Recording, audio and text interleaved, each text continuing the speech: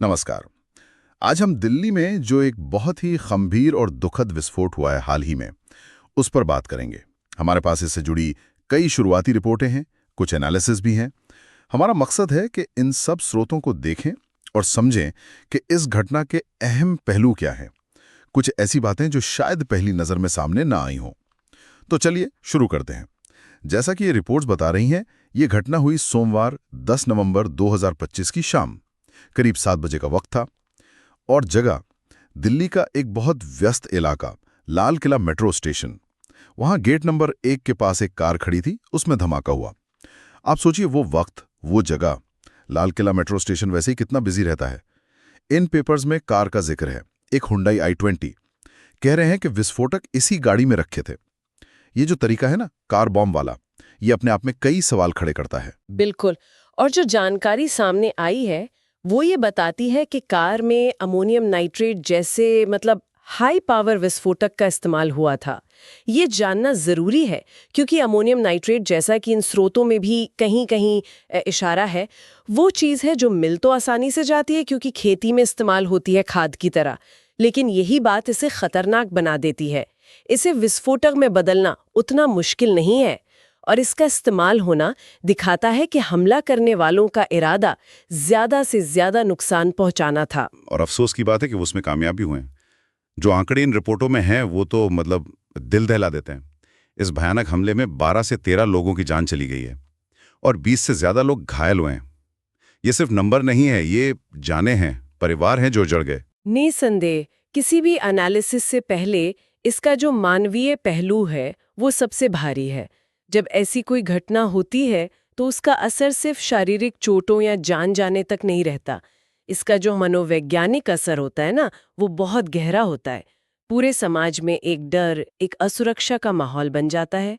इन स्रोतों में जो प्रत्यक्षदर्शियों के शुरुआती बयान है वो उस वक्त की दहशत और अफरा तफरी को बताते हैं। एक बात जो इन सभी रिपोर्टों में साफ तौर पर दिख रही है वो ये कि सरकार और जांच एजेंसियों ने इसे शुरू से ही एक आतंकवादी घटना माना है। ये क्लासिफिकेशन बहुत मायने रखता है ना? हाँ हाँ, बहुत महत्वपूर्ण। इसे आतंकी घटना कहना, इसका मतलब है कि इसे सिर्फ एक क्राइम की तरह नहीं देखा जा रहा, बल्कि ये देश की सुरक्षा, उसकी संप्रभुता पर हमले जैसा है। और इसी वजह से, जैसा कि इन डॉक्यूमेंट्स में साफ है, जांच फौरन नेशनल इन्वेस्टिगेटिव एजेंसी यानी एनआईए को सौंप दी गई। एनआईए? अच्छा। जी, एनआईए बनी ही खास तौर पर आतंकी मामलों की जांच के लिए है। उनके पास ऐसे केस से निपटने के लिए खास रिसोर्सेज होते हैं, एक्सपर्टीज होती हैं, कानूनी अधिकार भी होते हैं जो शायद लोकल पुलिस के पास उस लेवल पर ना हो। तो एनआईए का आना ही इस मामले की गंभीरता और इसके शायद नेशनल या इंटरनेशनल कनेक्शन की तरफ इशारा कर रहा है। अब आते हैं जांच के उन पहलुओं पर जो इन स्रोतों में सामने आ रहे हैं।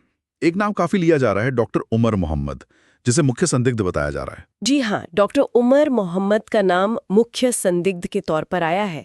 लेकिन यहाँ एक पेंच है जो इन शुरुआती रिपोर्टों को पढ़ते हुए काफी चौंकाता है और मामले को बहुत कॉम्प्लिकेटेड बना देता है। आप उसी बात की तरफ इशारा कर रही हैं कि मुख्य संदिग्ध डॉक्टर उमर मोहम्मद वो खुदबिजी धमाके में मारा गया। ये जानकारी तो वाकई हैरान करती है। बिल्कुल। जब मेन सस्पेक्ट या साजिशकर्ता खुद ही घटना में मारा जाए तो ये जांच के लिए एक बहुत बड़ी चुनौती बन जाता है। जैसा कि कुछ एनालिसिस में कहा गया है, इससे आप सीधे पूछताछ तो कर नहीं सकते। तो साजिश कितनी गहरी थी, नेटवर्क में और कौन लोग थे, पैसा कहाँ से आया, मकसद क्या था, इन सब पर सीधी जानकारी मिलना मुश्किल हो जाता है। ये इस तरफ भी इशारा करता है कि शायद ये एक सुसाइड बॉम्बिंग हो। हालांकि बिना पूरी जांच के अभी ये कहना जल्दबाजी होगी। तो जांचकर्ताओं को अब दूसरे सबूतों पर, डिजिटल ट्रेल्स पर या बाकी साथियों पर ज्यादा निर्भर रहना होगा। और इसी सिलसिले में इन स्रोतों में कुछ और गिरफ्तारियों का भी जिक्र है। हाँ, ये बात भी सामने आई है कि इस मामले में कुछ और लोगों को गिरफ्तार किया गया है और ये गिरफ्तारियां बहुत अहम हो सकती हैं। इनसे शायद नेटवर्क के बाकी हिस्सों का पता चल सके, योजना कैसे बनी, विस्फोटक कहाँ से आया और क्या इसमें और लोग भी शामिल थे। साथ ही एक और जरूरी बात जो इन रिपोर्टों में खास तौर पर बताई जा रही है वो है आतंकी संगठन जैश ए मोहम्मद यानी JM के एक मॉड्यूल का हाथ होने होने का शक। जैश-ए-मोहम्मद, अच्छा। ये नाम सुनते ही तो मामला और भी गंभीर लगता है। ये तो एक जाना-माना आतंकी संगठन है।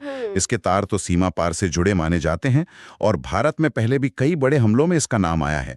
तो क्या श्रोतीय बता रहे हैं कि ये लिंक कितना पुख्ता है अभी? शुरुआती रिपोर्टें इसे एक मजबूत शक के तौर पर ही पेश कर रही हैं। मॉड्यूल शब्द का इस्तेमाल जैसा इन कागजात में है, वो इशारा करता है कि शायद ये संगठन के लोकल सदस्य या स्लीपर सेल का काम हो सकता है। जेएम का नाम आने से जांच का दायरा और भी बढ़ जाता है। अब एनआईए सिर्फ लोकल नेटवर्क को ही नहीं देखेगी, बल्कि इसके क्रॉस बॉर्डर कनेक्शंस और जो भी इसके कमांडर हो सकते हैं उनकी भी पड़ताल करेगी।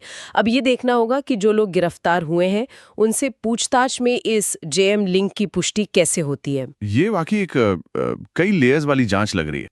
एक तरफ लोकल साजिश, दूसरी तरफ एक बड़ा आतंकी संगठन का एंगल, और फिर वो विस्फोटक वाला सवाल, अमोनियम नाइट्रेट। क्या इन स्रोतों में इस पर कोई बात है कि ये सामान संदिग्धों तक पहुंचा कैसे होगा? होता है। इसके स्टोरेज, ट्रांसपोर्ट, बिक्री पर नियम तो हैं, लेकिन सवाल यह है कि क्या उन नियमों का सख्ती से पालन हो रहा है? क्या सिस्टम में कहीं कोई लीकेज है? इसका आतंकी गुटों द्वारा इस्तेमाल किया जाना ये सवाल तो खड़ा करता ही है कि क्या इसकी निगरानी काफी है? इस घटना के बाद, जैसा कुछ एनालिसिस कह रहे हैं, इन नियमों को फिर से देखने और शायद और सख्त करने की मांग जरूर उठेगी। हाँ, ये तो सुरक्षा तंत्र में एक संभावित कमी की तरफ भी इशारा करता है। सोचिए, दिल्ली जैसे हाई सिक्योरिटी जोन में लाल किले के इतने पास विस्फोटक से भरी कार पहुंच जाती है और धमाका भी कर दिया जाता है। ये इंटेलिजेंस और फिजिकल सिक्योरिटी दोनों पर सवाल तो खड़े करता है।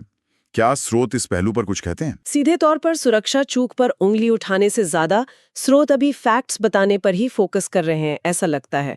लेकिन हाँ, घटना की जगह और समय ये सवाल तो जरूर पैदा करते हैं कि क्या कोई इंटेलिजेंस इनपुट था जिसे अनदेखा किया गया, या क्या सुरक्षा उतनी मजबूत नहीं थी जितनी होनी चाहिए थी। एनआईए की जांच यकीनन इन पहलुओं को भी देखेगी। क्या कोई पहले से चेतावनी थी, संदिग्धों की हरकतें कैसे नजर में नहीं आईं, वगैरह। ये भी सोचने वाली बात है कि ये जो मुख्य संदिग्ध है, डॉक्टर उमर मोहम्मद, इसकी बैकग्राउंड क्या थी? डॉक्टर का टाइटल थोड़ा अजीब लगता है इस कॉन्टेक्स्ट में। क्या स्रोतों में इसके बारे में कोई इशारा है? फिलहाल इन शुरुआती रिपोर्टों में डॉक्टर उमर मोहम्मद की डिटेल्ड बैकग्राउंड पर ज्यादा जानकारी नहीं है। ये नाम और डॉक्टर का टाइटल ये जांचकर्ताओं के लिए जरूर एक अहम पॉइंट होगा। क्या वो सच में मेडिकल डॉक्टर था या किसी और फील्ड में डॉक्टरेट थी? उसका रेडिकलाइजेशन कैसे हुआ? क्या उसकी